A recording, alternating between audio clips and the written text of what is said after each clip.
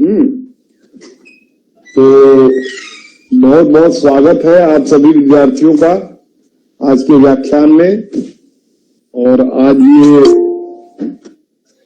बहुत ही महत्वपूर्ण विषय जिसे कहते हैं भारत के स्वतंत्र होने के बाद का जो इतिहास है, वह इतिहास भारत के स्वतंत्रता के दौर के इतिहास या उसके पहले के भी इतिहास की तुलना अगर किया जाए तो एक बहुत ही महत्वपूर्ण इतिहास है।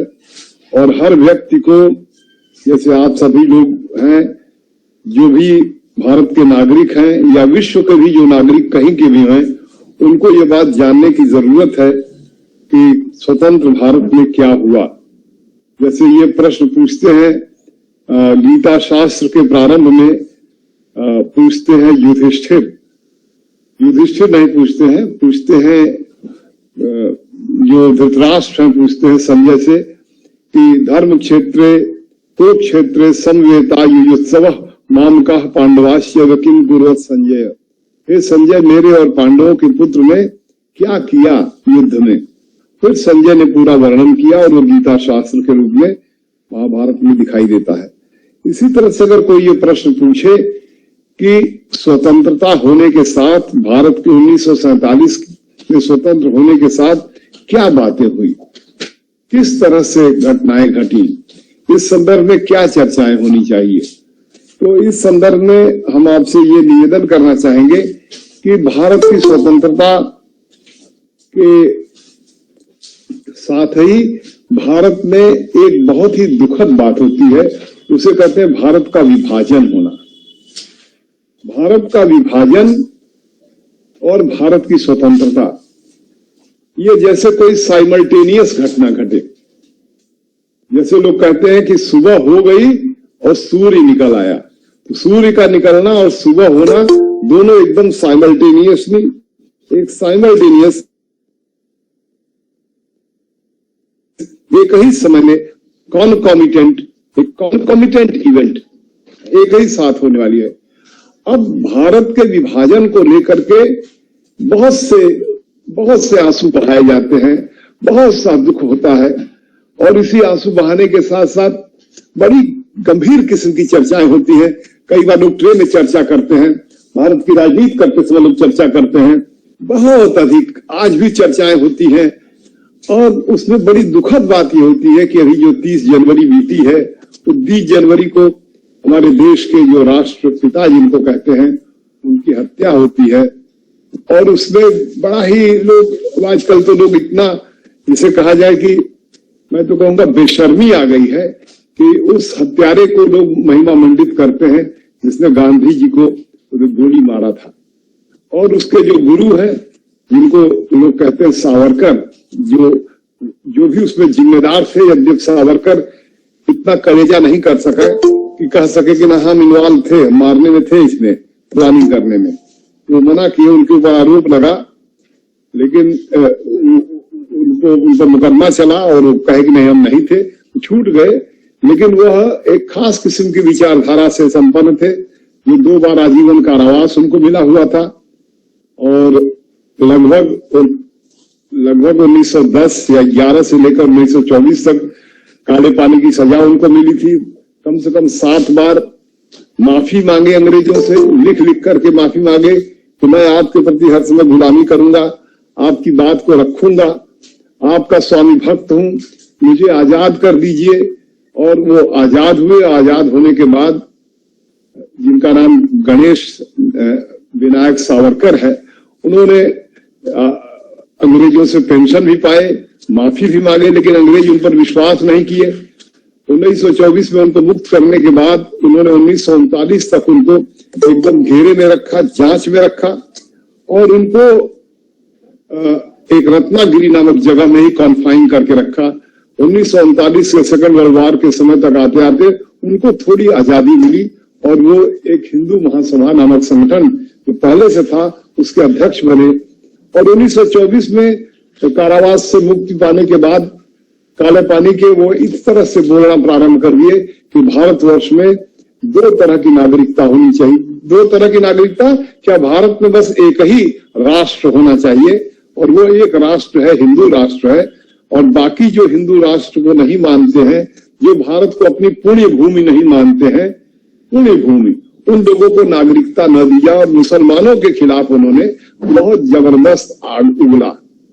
और 1939 में उन्होंने इतनी अधिक जो है मुसलमानों के खिलाफ बातचीत शुरू किया और वातावरण बनाया, और उसी वातावरण का परिणाम ये था कि भारत का जब विभाजन होने लगा 1947 में, तो उसको उन्होंने कहा कि ये तो मुसलमानों को तुष्टीकरण करके विभाजन किया गया है, और तुष्टीकरण करने में उन्होंने सबसे अधिक जिम्मेदार महात्मा गांधी को माना।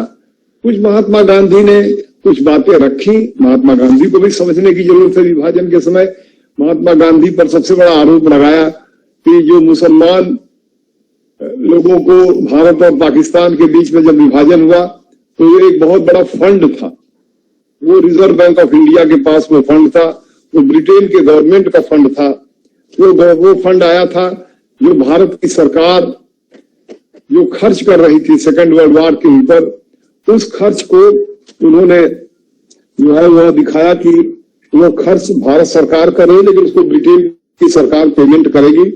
और उस लगभग, अगर मैं सही कह रहा हूं तो 70 करोड़ पाउंड स्टर्लिंग का वो खर्च था, जिसमें हुआ कि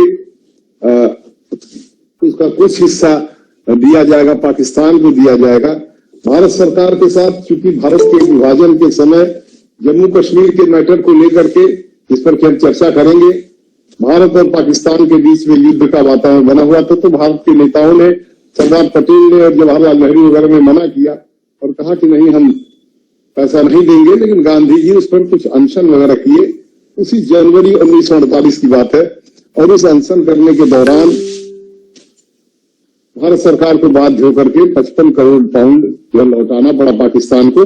इससे एक खास किस्म से भारत के जो सावरकरवादी लोग थे, उन लोगों में बहुत ही एक दुख का वातावरण बना हुआ था कि ये कर रहे हैं, अच्छा नहीं कर रहे हैं। और उसी में वो व्यक्ति जो था, उसकी उम्र 35 साल के लगभग थी, जिसको गोडसे कहते हैं, नाथूराम गोडसे, उसने जो है एक गांधी पर एक तरह से अपने मन में आरोप लगाया कि भाई इन्होंने जो है वो क्यों पाकिस्तान को पैसा देने के लिए कहा, विभाजन को क्यों स्वीकार किया, और कहा उसने कि किस तरह से जो है वह जो पाकिस्तान से रिफ्यूजी आ रहे थे, हिंदू रिफ्यूजी आ रहे थे, उनके बारे में कहा गया कि गांधी जी ने उन लोगों को जो खास तौर से जो मस्जिदें थी, उन मस्जिदों में उनको रखने की व्यवस्था की गई थी। जो पाकिस्तान से हिंदू लोग आए थे वो भारत, दिल्ली में खास तौर से मस्जिदों में, ठंडक में मस्जिद में रह रहे थे। गांधी जी ने इस पर भी सरकार पर दबाव डाला कि जो हिंदू लोग पाकिस्तान से आए हुए हैं उनको मस्जिदों से निकाला जाए और मुसलमानों की मस्जिदों में उनको न रखा जाए। ये भी एक उनके ऊपर आरोप लगा करके, और उन लोगों का एक समूह था, उस चिंतन करने वाले लोगों का, हिंदू महासभा के लोग थे, और उसमें किस तरह से एक खास किस्म की विचारधारा से प्रभावित होकर के, घृणा की विचारधारा से प्रभावित होकर के गोडसे ने उनको गोली मार दिया। और गोली मारने के बाद फिर वो वहां से गया नहीं, वहीं मौजूद रहा, और उसको कोई अफसोस भी नहीं था। तो और उसने अपने जो बयान भी दिए मुकदमे में, उसने स्वीकार किया कि हाँ हमने मारा। गांधी को उसने नमस्ते किया, और नमस्ते करने के बाद, मारने के बाद वह रुक गया, और रुक करके पुलिस उसको लेकर के जब थाने में गई, खासतौर से दिल्ली में बिरला हाउस के बगल का जो थाना था, तो वहां पर जो विदेशी पत्रकार उससे मिले, उन लोगों ने भी इसके रिमार्क्स लिखे हैं। खासतौर से रामचंद्र गुहा ने भी इसको मेंशन किया है कि उसने कहा कि नहीं, हमें कोई अफसोस नहीं है इनको मारने का, और हमने जो किया है वो ठीक किया है। और इस तरह से एक खास वातावरण पैदा हुआ उस समय कि भारत के विभाजन को लेकर के इतनी अधिक जो है वह कुछ लोगों में आक्रोश आया, कुछ लोगों क्या पूरे भारतवर्ष में आक्रोश आया, और एक बड़ी भारी ट्रेजेडी जैसा हुआ। भारत के इतिहास को पढ़ने में, भारत के स्वतंत्रता के इतिहास को पढ़ने में, इस बात को कोई न पढ़ करके भारत के स्वतंत्रता के इतिहास को पढ़ ही नहीं सकता है। जिसे कहते हैं कि कोई बच्चा कॉन्जेनिटल होता है, जन्म के समय उसको क्या हुआ, तो जन्म के समय जो हुआ वही उसके जीवन के स्वास्थ्य के बारे में लगातार उसका असर डालता है। तो भारत की आजादी के साथ भारत का विभाजन, ये भारत के निर्माण में एक बहुत बड़ी, जिसे कहा जाए कॉन्जेनिटल माने एक जन्म के समय रोग कह लीजिए, एक जन्म के समय एक खास किस्म की विकृति कहिए, एक खास विकृति के परिप्रेक्ष्य से भारत को आजादी प्राप्त होती है। और वह विकृति का परिप्रेक्ष्य था भारत का धर्म के आधार पर विभाजन होना। भारत का विभाजन धर्म के आधार पर होता है। और आप लोग के इस संदर्भ में जिन्ना का भी नाम मैं लेना चाहूंगा कि किस तरह से जिन्ना, मोहम्मद अली जिन्ना जो मुस्लिम लीग के नेता थे, उन्होंने कहा कि भारत दो राष्ट्र है, भारत एक राष्ट्र नहीं है, भारत दो राष्ट्र है, एक हिंदू है, एक मुसलमान है। और मुसलमान लोग भारत के साथ नहीं रह सकते हैं, क्योंकि भारत के साथ मुसलमान लोगों का एकदम नहीं काम बन पाएगा। और अंग्रेजी राज्य के दौर में यद्यपि जिन्ना ने कोशिश किया कि कांग्रेस पार्टी के साथ मिल करके जो 1937 के चुनाव हुए थे, जिसमें तमाम 6 या 7 राज्यों में कांग्रेस पार्टी बहुमत में आई थी, मिनिस्ट्री बनाई थी, उसमें जिन्ना ने जो रिजर्व सीट थी मुसलमानों के लिए, वो रिजर्व सीट पर जिन्ना की मुस्लिम लीग लगभग सभी रिजर्व सीट जीत ली थी। और जिन्ना ने कहा भी कि हमें भी मिनिस्ट्री में शामिल किया जाए, तो जवाहरलाल नेहरू ने उस समय कहा था कि मिनिस्ट्री में आपको तब हम शामिल करेंगे जब आप हमारी पार्टी को ज्वाइन कर लेंगे। तो जिन्ना ने कहा कैसे आपकी पार्टी को ज्वाइन कर सकते हैं। इस बात पर भी जवाहरलाल की आलोचना की जाती है कि इतना एक तानाशाही का व्यक्तित्व उनको नहीं रहना चाहिए। आज आप राजनीति देख रहे हैं, भारत की कोलिशन की राजनीति है। वर्तमान केंद्र सरकार में जो सरकार बनी हुई है, सभी जो उनके साथ पार्टियां काम कर रही, सबको ये नहीं कह रहे हैं कि आप हमें मर्ज कर जाइए, विलय कर जाइए, या राज्य में जो सरकारें संयुक्त सरकारें बनी हुई विलय करने की बात कोई नहीं कह रहा है। आज सब संयुक्त सरकारें, संविध सरकारें, संयुक्त दल की सरकारें बन रही है। जवाहरलाल के उस वक्तव्य से जिन्ना ने सोचा कि ये तो हमको शामिल नहीं कर रहे हैं, तो अब हम इनके साथ जो है हमारा कोई संबंध नहीं हो सकता है। खासतौर से 1937 से 1939 के परिप्रेक्ष्य को भी याद करने की जरूरत है भारत के विभाजन के संदर्भ में। और जिन्ना ने कहा कि अगर आप हमें नहीं ज्वाइन कर रहे हो तो कोई बात नहीं, हम भी आपको नहीं ज्वाइन करेंगे। और उसी के बाद 39 में आपको पता है कि सेकेंड वर्ल्ड वॉर जैसे प्रारंभ होता है, वैसे कांग्रेस पार्टी प्रांतों से इस्तीफा देती है। और उस प्रांतों से इस्तीफा देने के बाद जिन्ना ने कहा कि अब हम इसे मुक्ति दिवस के रूप में मनाएंगे, और वो मुक्ति दिवस के रूप में मनाता है। और 1940 में आते आते वो प्रस्ताव मार्च महीने में पारित कर देता है कि अगर हिंदुस्तान आजाद होगा तो हम उन खास इलाकों में जहां मुसलमान बहुमत में है, उन सभी इलाकों में हम लोग एक अपना स्वतंत्र राज्य चाहेंगे, जिसका नाम पाकिस्तान होगा। यद्यपि ये पाकिस्तान नाम राउंड टेबल कॉन्फ्रेंस के दौर में रहमत अली नामक एक व्यक्ति ने दिया था, इसको उस समय उसमें जिन्ना ने कहा था कि यह एक बड़े काल्पनिक है, कीमेरिकल है, इसे नहीं लागू किया जा सकता है।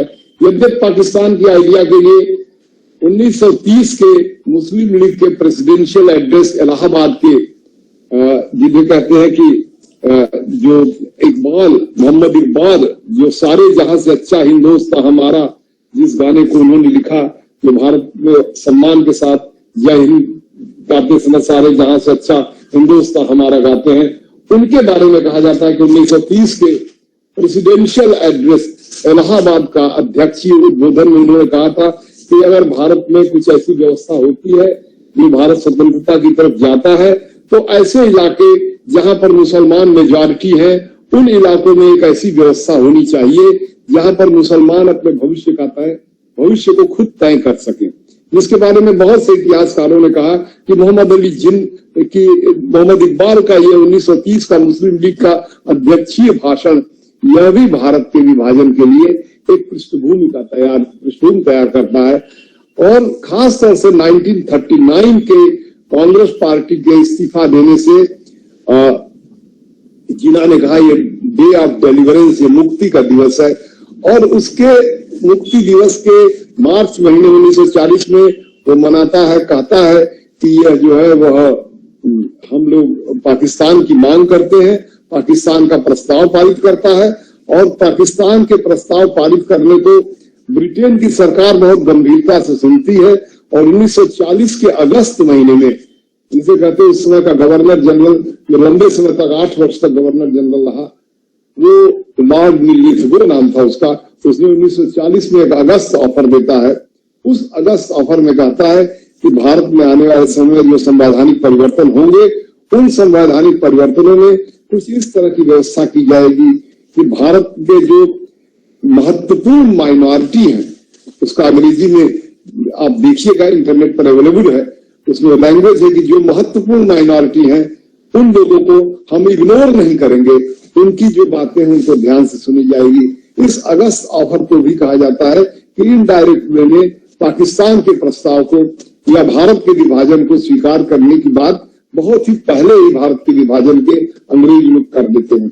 अंग्रेज एक बड़े ही असमंजस की स्थिति में 1939 में आते हैं। सेकेंड वर्ल्ड वॉर के बारे में आप जानते हैं कि एक बड़े चुनौतीपूर्ण अवस्था थी। उस सेकेंड वर्ल्ड वॉर के चुनौतीपूर्ण अवस्था में अंग्रेजों को एक सहयोगी की जरूरत थी, क्योंकि जिस तरह से हिटलर, मुसोलिनी और जापान की ताकतें मिलकर के खासतौर से ब्रिटेन और फ्रांस की ताकतों को पराजित करते हुए चले जा रहे थे, ऐसे वातावरण में उन लोगों को ये बहुत मुश्किल थी कि अगर हम अपना कोई सहयोगी नहीं रखेंगे तो हमको बहुत दिक्कत होगी। और उसी समय अमेरिका वगैरह का भी दबाव था कि भारत में सहयोगी अपने रखिए।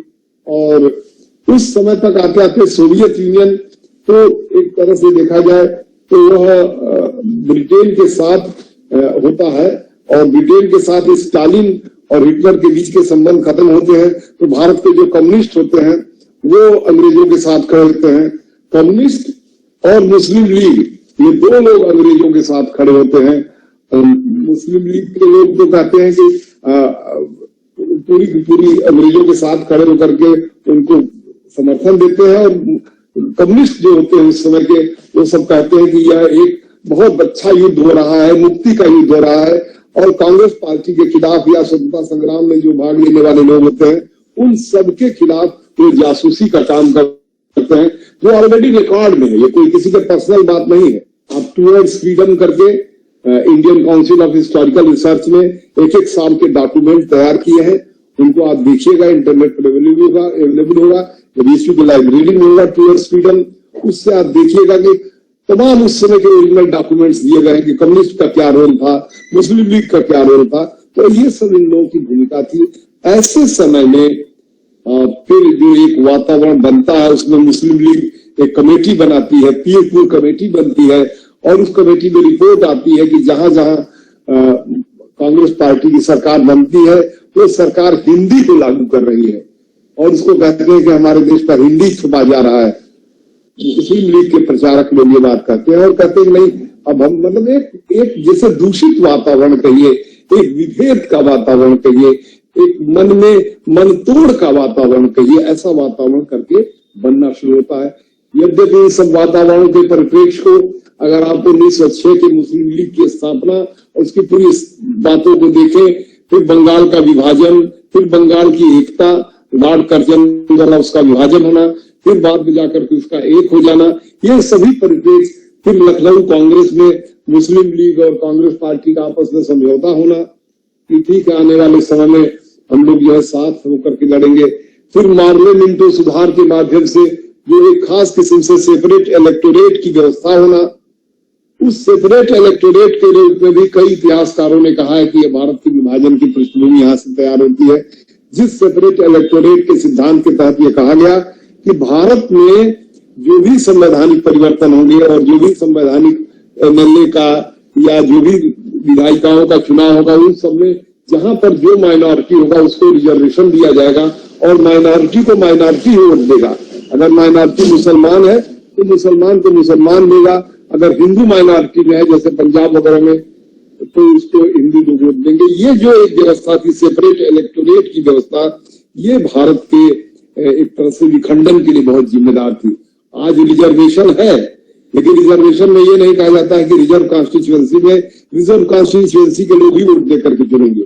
रिजर्व कॉन्स्टिट्यूएंसी में रिजर्व कास्ट के लोग खड़े होंगे, वोट सब लोग देंगे। लेकिन ये जो सेपरेट इलेक्टोरेट अंग्रेजों ने लागू किया था, यह भारत के विभाजन की एक खास मानसिकता को डेवलप करता है। इसमें कई बार इस बात की भी लोग चर्चा करते हैं कि भारत में किस तरह से असहयोग आंदोलन जो प्रारंभ होता है, गांधी जी 1920 में असहयोग आंदोलन प्रारंभ करते हैं और कहते हैं कि 1 साल के अंदर जो है हम स्वराज दे देंगे। और ऐसे में गांधी जी खासतौर से खिलाफत आंदोलन का भी समर्थन करते हैं।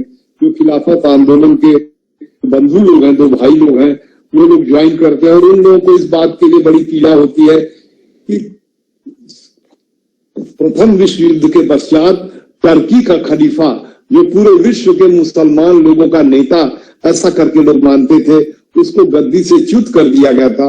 वो टर्की जिसके कि आप लोगों ने पढ़ा होगा बीए वगैरह में, उनके जो सुलेमान वगैरह थे, उनके जो शासक थे, जो बाद में खलीफा के रूप में माने गए, तो पूरे मिडिल ईस्ट जो आज का पूरा मध्य पूर्व या वेस्ट एशिया है, इन सब इलाकों में और यूरोप के बहुत से इलाकों में उनका पूरा कब्जा था। और जो भी उनका होली रोमन एम्पायर था, उससे लड़ करके खलीफा ने बहुत बड़ा साम्राज्य स्थापित किया था और इतना बड़ा साम्राज्य स्थापित किया था कि मुसलमान जगत में आज भी बहुत से लोग गर्व से खलीफा को याद करते हैं। और यहाँ तक गर्व से याद करते हैं कि आप सब लोग जानते होंगे ISIS करके एक संस्था बनी थी, जो बहुत अभी परास्त भी हो गई, लेकिन कहीं कहीं छुप करके वो लोग हैं भी, जिन्होंने बहुत बड़ा कहर ढारा था।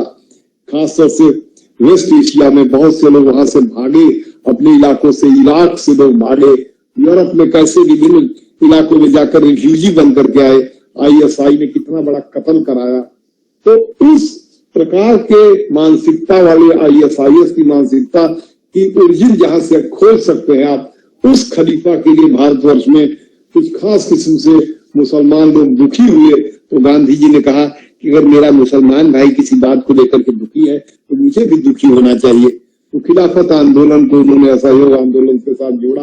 कई इतिहासकार इस बात को कहते हैं कि यह भी भारत के विभाजन के लिए बहुत जिम्मेदार था। खासतौर से वीर सावरकर वगैरह तो इस बात को लेकर के बहुत अधिक गांधी की आलोचना करते हैं कि अगर कोई व्यक्ति भारत में रह रहा है, भारत के लिए उसके मन में दुख नहीं पैदा हो रहा है, भारत से कई हजार किलोमीटर दूर किसी जगह पर कोई घटना के साथ उसकी स्वामी भक्ति जुड़ी हुई है, तो उसके प्रति सहानुभूति रखने के माने हुआ कि आप प्रकारांतर से स्वीकार कर रहे हैं कि भारत में रहने वाले व्यक्ति की राष्ट्रीयता कहीं किसी दूसरे देश में उसकी जड़ें। इस प्रकार की बात वीर सावरकर ने कह करके उसी 1924 में ही जो उसने पुस्तकें लिखी, उसमें उसने एक खास किस्म के जो है द्विराष्ट्रवाद तो नहीं मैं कहूंगा, तो एक खास संकीर्ण राष्ट्रवाद का प्रचार किया, हिंदू राष्ट्रवाद का, हिंदुत्व का प्रचार किया। और उस हिंदुत्व के चलते उसने कहा कि भारत में मुसलमानों की नागरिकता छीन ली जाए, इनको नागरिक नहीं बनाया जाए। और इसी तरह से जो RSS 1900 अस्तित्व में आता है, उसके जो तमाम चिंतक होते हैं वो सब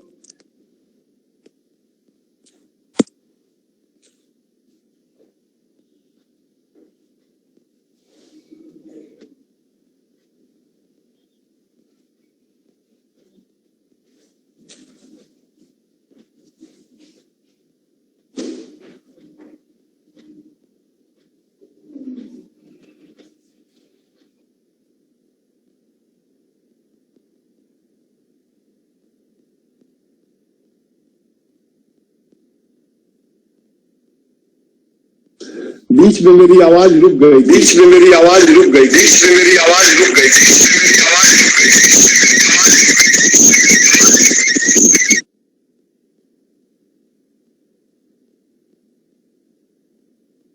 आलोक जी, आलोक जी, सर आपकी आवाज भूल रही है। आपका दो मोबाइल है ना, एक मोबाइल को ऑफ कर दें या सर प्लीज। मैंने 2 मोबाइल में नहीं, मैंने 2 मोबाइल में नहीं, मैंने 2 मोबाइल में नहीं, आवाज गूंज रही है सर आपकी। ना होंगे उनमें सबको एडजस्ट किया जाएगा, सबको उसकी जनसंख्या के आधार पर प्रतिनिधित्व दिया जाएगा। कई लोग 1916 के उस समझौते को भारत की एकता के लिए मजबूत भी बताते हैं। कई लोग कहते हैं कि वह एक तरह से प्रकारांतर से ये स्वीकार करना था कि भारत को विभाजित किया जा सकता है। इस तरह से फिर जो मैं आप लोगों से चर्चा कर रहा था कि कैसे ये सब असहयोग आंदोलन के दौर में खिलाफत आंदोलन के बारे में मैंने चर्चा किया, जिस पर सबसे अधिक गंभीर आलोचना बहुत से लोगों ने किया, लेकिन एक इतिहासकार के रूप में आरसी मजूमदार एक बहुत बड़े इतिहासकार हैं, उन्होंने बहुत कुछ लिखा है। वो आप आरसी मजूमदार के बारे में जानते भी होंगे कि कैसे वैदिक एज से लेकर के और लगभग 1970 तक के पूरे भारत के इतिहास को लगभग 12 वॉल्यूम में जो लिखा गया, कई इतिहासकार मिलकर लिखे हैं, उसके जनरल एडिटर आरसी मजूमदार हैं।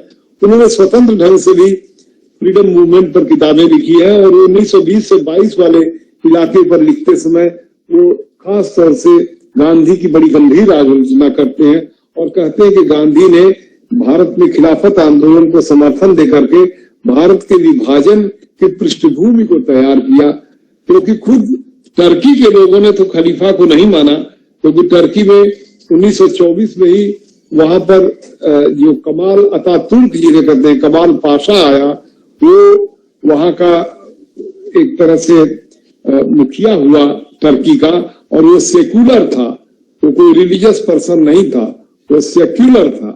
सेक्युलर उसको कहते हैं जो धर्म के मुखिया को महत्व न दे। सेक्युलर माने इहलौकिकता होता है, हिंदी में इहलौकिकता, और सेक्युलर का उल्टा होता है ट्रांसेंडेंटल। ट्रांसेंडेंटल माने होता है पारलौकिकता। पारलौकिकता को महत्व देना कि ये जो हमारा खलीफा है ये हमारे पारलौकिक मतलब ईश्वर का प्रतिनिधि है या ईश्वर जैसा है, और ये हमारा नेता है, इसके अंदर ईश्वरत्व है। ये जो है इसको कहते हैं ट्रांसेंडेंटल, पारलौकिकता। और इहलौकिकता होता है कि अगर हम प्रधानमंत्री हैं तो हम सेकुलर हैं इस अर्थ में कि वहां पर जनता की संप्रभुता से तय होगा कि कौन प्रधानमंत्री होगा, कौन राष्ट्रपति होगा, ईश्वरीयता से नहीं तय होगा। ये बात मैं आप लोगों को इसलिए बता रहा हूं कि आपको जानना जरूरी है कि सेकुलर शब्द क्या होता है और ट्रांसेंडेंटल शब्द क्या होता है। ट्रांसेंड माने होता है पार कर जाना, ट्रांसेंड माने पार। ये ट्रांसेंड शब्द धर्म से आया हुआ है। पारलौकिकता, इस लोक से पारलौकिकता। तो उन्होंने कहा कि ये पारलौकिकता का जो कॉन्सेप्ट था, नॉन सेकुलर कॉन्सेप्ट था, इसको गांधी जी भारत के पॉलिटिक्स में एक तरह से इनडायरेक्ट में स्वीकार करते हैं, और ये स्वीकार करते हैं कि भारत में मुसलमान लोग अगर वो ये सोचते हैं कि टर्की में कोई बात हो रही तो उससे हम लोग दुखी हैं, तो ये दुखी होना ठीक है। इसी बात को लेकर के वीर सावरकर ने अपना जो हिंदुत्व की जो व्याख्या किया, उस व्याख्या में 1924 में बड़ी गंभीर आलोचना किया। लेकिन चूंकि उनको अभी मुक्ति मिली थी, जेल से 2 बार का आजीवन कारावास से मुक्ति पाए थे, बड़े बहादुर व्यक्ति थे। ये कहने में मुझे कोई संकोच नहीं है। वीर सावरकर इंग्लैंड में रहते थे, बड़े बहादुर थे, लेकिन उनका रास्ता अलग था। बहादुर इतने थे कि तमाम अंग्रेजों के जो कलेक्टर वगैरह थे जिलों के, उनको गोली मारने का पूरा प्लान करते थे, मरवा भी देते थे, और फिर उसको जो है स्वीकार नहीं करते थे कि मारे। और उनके बारे में आप लोग ये जानते ही होंगे कि किस तरह से उनको इंग्लैंड में जब वो पढ़ रहे थे तो उनको वहां से पकड़ करके इंडिया ले जा रहा था मुकदमा चलाने के लिए। भारत की कुछ हत्याएं हुई थी, कुछ कलेक्टर की हत्या हुई थी, उसके लिए लाया गया। तो उन्होंने कहा नहीं, हमें भारत में मुकदमा ना चलाया जाए, हमें इंग्लैंड में ही मुकदमा चलाया जाए, क्योंकि उनको पता था कि इंग्लैंड का जो कानून है तो भारत के कानून से थोड़ा बेटर कानून था। ये बनाने वाले दोनों एक ही थे। और जब उनको वीर सावरकर को इंग्लैंड से भारत लाया जा रहा था तो उसमें रास्ते में फ्रांस के पास वो जहाज से कूद करके, इंग्लैंड के जहाज से कूद करके फ्रांस की भूमि पर चले गए। और ये बड़ा भारी जो भी इंटरनेशनल लॉ वगैरह पढ़ते हैं उसमें ये मुकदमा है। इस पर हम इतना डिटेल चर्चा नहीं करेंगे, आप इसको अलग से पढ़िएगा आप लोग कि कैसे वीर सावरकर फिर भारत जब आते हैं तो उनको 2 बार का आजीवन कारावास की सजा होती है। माने 50-50 वर्ष का 2 बार की सजा पा करके काले पानी की सजा अंडमान निकोबार में उनके लिए तमाम, आज भी अगर कोई अंडमान निकोबार जाता है तो उनकी स्मृति वहां पर वो सब है। और बड़ा कठिन जीवन होता है, उसके बारे में अलग से आप लोग पढ़िएगा। उस कठिन जीवन में कई लोग कहते हैं कि कोई भी रहता तो माफी मांग करके जब निकल रहे थे तो क्या गलती कर रहे थे? अंग्रेजों से माफी मांग करके वो निकले और स्वामी भक्ति का जो एप्लीकेशन दिया तो क्या गलती किया? कोई गलती नहीं किया। माफी मांग करके अंग्रेजों से निकल करके अंग्रेजों के ऊपर स्वामी भक्ति दिखाया। लेकिन वो एक ऐसी घटना सावरकर के अभ्युदय की रही कि सावरकर जो है गांधी जी से उम्र में छोटे थे। गांधी जी 1869 के थे, सावरकर हमें लगता है 1891 वगैरह के थे, तो अंतर था।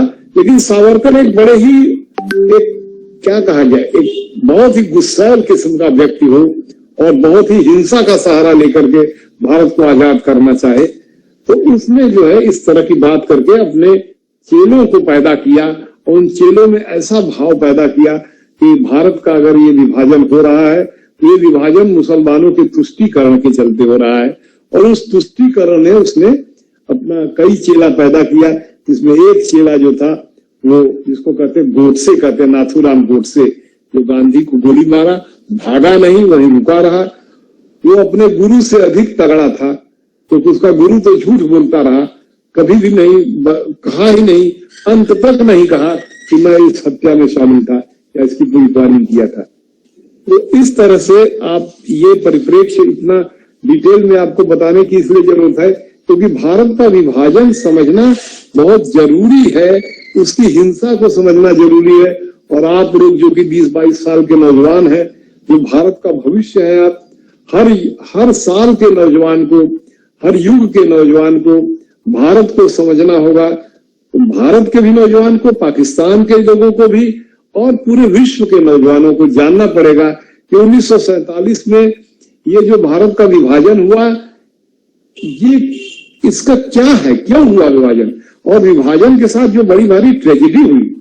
विभाजन के समय 60 लाख हिंदू मुसलमानों को जोड़ दिया जाए तो 60 लाख, कुछ लोग कहते हैं कि 40 लाख मुसलमान, 20 लाख हिंदू, या चलिए इस तरह से लाश गिनने का काम न किया जाए, लेकिन हिंदू और मुसलमान दोनों बुरी तरह से मारे गए। उस समय पर बहुत सी फिल्में बनी हुई है, आप सब लोगों ने उस वक्त का फिल्म भी देखा होगा, नहीं देखा होगा तो देखिएगा, इंटरनेट पर बहुत सी फिल्में जो है उस जमाने की मिली है। कई फिल्मों में दिखाया गया कि कैसे अमृतसर और लाहौर के बीच में 58 किलोमीटर की दूर है, ट्रेन के संबंध थे। एक ट्रेन आती है 15 अगस्त बटा 16 अगस्त को पहुंचती है इंडिया में, जब भारत आजाद होता है उसी दिन। तो उस ट्रेन में जो वहां का स्टेशन मास्टर है वो देखता है कि यह एक भी डब्बे में कोई व्यक्ति जिंदा ही नहीं है, पूरी की पूरी ट्रेन में लोग मरे हुए हैं। और उस ट्रेन के ऊपर लिखा हुआ है, उसमें लिखा था कि ये पटेल और नेहरू को ये तोहफा है, पाकिस्तान की तरफ से तोहफा दिया जा रहा है, ये जो विभाजन के लिए तोहफा दिया जा रहा है। अब पता नहीं इसमें सच्चाई क्या है, लेकिन इस तरह की बातें उभर करके आती हैं। इतना विभाजन होता है और उस विभाजन में भारत के लोग जो मुसलमान हैं वो पाकिस्तान जाते हैं, ऐसे इलाके के भी मुसलमान पाकिस्तान जाते हैं जिस इलाके में कोई विभाजन, जैसे बिहार के बहुत से मुसलमान पाकिस्तान गए, दिल्ली के बहुत से मुसलमान गए, उत्तर प्रदेश के हर शहर से मुसलमान पाकिस्तान गए और पाकिस्तान में गए, उनको वहां पर बहुत खराब उनके साथ व्यवहार हुआ, उन्हें मुजाहिदीन कहा गया, आज भी उनके साथ खराब व्यवहार होता है, दोयम दर्जे का नागरिक होता है। कैसे चले आए ये सब, ये कहां से आ गए हमारे यहाँ? तमाम जो सिंध का इलाका है वहां पर उनके साथ खराब व्यवहार हुआ, आज भी वो लोग इस बात को कहते हैं। और खुद जो पाकिस्तान में ओरिजिनल जो पाकिस्तानी लोग थे, खासतौर से आपके बलूचिस्तान के लोग हुए या सिंध के लोग हुए, बलूचिस्तान के तो मुसलमान लोग भी चाहते थे कि भारत का विभाजन न हो। वहीं बलूचिस्तान के खान अब्दुल गफ्फार खान थे, जिनको की कहा गया था सीमांत गांधी कहा गया था, लाल कुर्ती वाले सीमांत गांधी, और उनके जो फॉलोअर थे वो लोग अहिंसक थे, लंबे लंबे 6.5 फीट के वो लोग बलूचिस्तान के लोग थे। खान, डॉक्टर खान साहब उनके लड़के थे जो वहां के प्राइम मिनिस्टर थे। आप लोगों को पता होगा कि सन 37 के चुनाव में जो प्रांत में सरकारें बनी थी, उनके मुखिया को मुख्यमंत्री नहीं प्रधानमंत्री कहा जाता था। तो बलूचिस्तान के लोग भारत को ज्वाइन करना चाहते थे, तो उन लोगों ने कहा कि नहीं भारत के साथ रहेंगे, परंतु जवाहरलाल नेहरू उसी दौर में, खास तौर से 1947 के दौर में जब पहुंचे थे बलूचिस्तान, तो वहां पर एयरपोर्ट पर जवाहरलाल का बड़ा विरोध हुआ, इतना अधिक विरोध किए कि वहां के प्राइम मिनिस्टर को अपना पिस्टल निकाल करके हवा में चलाना पड़ा, डॉक्टर खान साहब को। तो एक वातावरण, बलूचिस्तान के लोग भारत ज्वाइन करना चाहते थे, लेकिन पाकिस्तान की जैसे कोई कोरोना वायरस सबको पकड़ ले, वैसे उस दौर में कोरोना वायरस की तरह से पाकिस्तान एक वायरस के रूप में मुसलमानों के मन में घर कर गया था। और ये घर हिंदू लोग जो थे, उन लोगों में से कुछ लोग थे, जैसे मैं तो सावरकर का नाम लेना चाहूंगा, ये भी घर से बोल रहे थे कि मुसलमान लोग एकदम गद्दार हैं, ये लोग इन लोगों को साथ हिंदुस्तान में रखने की जरूरत नहीं है, और अगर रहेंगे तो भारत में द्वितीय नागरिक बन करके रहेंगे। और इसी तरह से एक और जो आरएसएस के बहुत बड़े मुखिया हुए, जिनको लोग गुरु जी कहते हैं, गुरु गोलवलकर जिन्हें कहते हैं, जिन्होंने 1939 में एक किताब लिखी जो इंटरनेट पर अवेलेबल है, we our nationhood defined करके किताब है, 50 पन्ने की किताब है, अंग्रेजी में लिखा है। उसमें उन्होंने बहुत गंभीरता से कहा है कि भारत जो है हिंदुओं का देश है, और यहाँ बस जो भी रहेंगे सब हिंदू रहेंगे, और बाकी जो गैर हिंदू लोग हैं, जो मुसलमान हैं, उन सब लोगों को नागरिकता नहीं दी जाएगी, उनको नागरिक ही नहीं माना जाएगा। जैसे कि आप जानते हैं कि इजराइल वगैरह में यहूदियों के अलावा और किसी को नागरिक नहीं माना जाता है, इसको कहते हैं एक खास किस्म का नस्लवाद करते हैं। या जैसे अफ्रीका वगैरह में, साउथ अफ्रीका में एक खास जमाने में एक नियम था कि वहां पर जो भी अंग्रेज या सफेद लोग थे वही नागरिक हैं, बाकी नागरिक नहीं है। ये नस्लवाद या एपार्थीड जिसे कहते हैं, एपार्थूड, जो मैंने पार्ट 1 और पार्ट 2 के कंटेम्परेरी वर्ल्ड के लेक्चर में आप लोगों को समझाया होगा।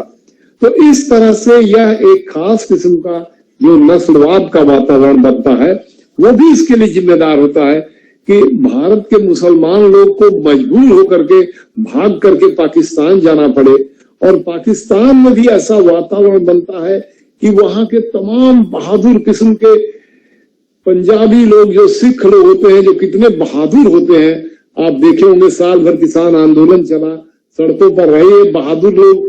ये बहादुर लोग कैसे अपने बाल बच्चा परिवार लेकर के, पाकिस्तान का जो पंजाब का इलाका है, उस इलाके में इनकी जमीन थी, इनके गुरुद्वारे थे, हम इनके कह रहे हैं, हम अपने को भी जोड़ ले रहे हैं, हमारे गुरुद्वारे थे, हमारी जमीनें थी, हमको वहां से छोड़ करके भाग के आना पड़ा। और एक रेडक्लिफ नामक व्यक्ति था जो इंडिया में कभी आया नहीं था, उसने एक कमीशन बना जब भारत का विभाजन तय हो गया कि भारत का विभाजन होगा। 3 जून 1947 के माउंट बैटन योजना के अंतर्गत जब ये बात आ गई कि नहीं भारत का विभाजन होगा, तो एक इतना जल्दी में विभाजन कराया गया, विभाजन को एक जैसे कोई नक्शे पर एक स्केल से लाइन खींच दे कि भाई ये विभाजन होगा। उसी तरह से बांग्लादेश जब बनता है, जो पाकिस्तान, पूर्वी पाकिस्तान और पश्चिमी पाकिस्तान जो विभाजन किया जाता है, जो वेस्ट बंगाल जिसे कहते हैं वो बनता है, उसको भी इसी तरह से लाइन खींच करके जो लेखपाल या कलेक्टर लोग होते हैं वो बताइए गांव, इसमें एक ही गांव का कुछ हिस्सा पाकिस्तान में चला गया, कुछ हिस्सा इंडिया में चला गया। इस तरह का जो विभाजन का वातावरण होता है, उसमें तय ही नहीं होता है कि आप भारत में हैं कि पाकिस्तान में। ऐसे वातावरण में वहां कभी कल्पना करिए, आप लोग यूनिवर्सिटी में हॉस्टलों में रहते हैं, कभी होता है कि अब आज आपको यूनिवर्सिटी छोड़ करके जाना है, तो जब आप अपना सामान लेकर के जाते हैं हॉस्टलों से, तो कितना दुख होता है आपको। दुख होता है तो मतलब मैं नहीं करूंगी, दुख मनाइए भाई, हॉस्टल है तो छोड़ के जाएंगे, लेकिन जब हॉस्टल छोड़ के जाने में इतना दुख हो रहा है, तो जिसका कई जनरेशन से, 10 जनरेशन से वहां घर रहा होगा, घर को कैसे भाग करके रात में छोड़े होंगे, अपनी महिलाओं को बचा करके। और उस समय आतताइयों का गैंग लगा हुआ था, औरतों को लूटने का गैंग, औरतों को लूट लिया जाए, हिंदू औरतों को लूट लिया जाए। और मैं ये कहने में कोई संकोच नहीं कि इधर हिंदू लोगों का भी गैंग था, मुसलमान औरतों को लूट लिया जाए और लूट करके उनको रख लिया जाए। ये इसके बारे में आप नौजवान लोग अगर जज के रूप में आपको बैठाया जाए तो आप क्या सोचेंगे? कितनी खराब स्थिति थी उस समय कि किस तरह से महिलाएं, सबसे अधिक शिकार महिलाएं होती हैं। और फिर महिलाएं जब चली गई, हिंदू के साथ मुसलमान महिलाएं, मुसलमान के साथ हिंदू महिलाएं, तो भारत का प्राइम मिनिस्टर जवाहरलाल और वहां का प्राइम मिनिस्टर लियाकत अली समझौता करते हैं कि सभी औरतों को लौटाया जाएगा।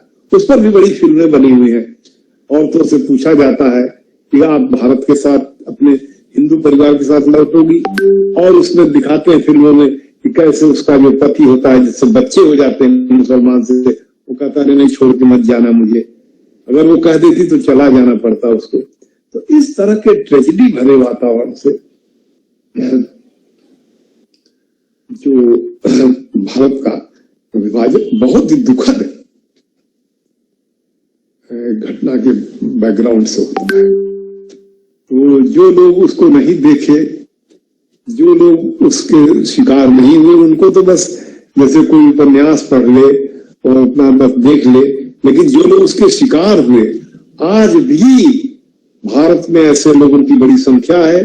दिल्ली की तमाम कॉलोनी है, लाजपत नगर, ये पंडित मदन मोहन मालवीय नगर, और आपके जो करोल बाग वगैरह का जो इलाका है, ये सभी इलाकों में आकर के पाकिस्तान से जो हिंदुस्तानी लोग आए उनको बसाया गया।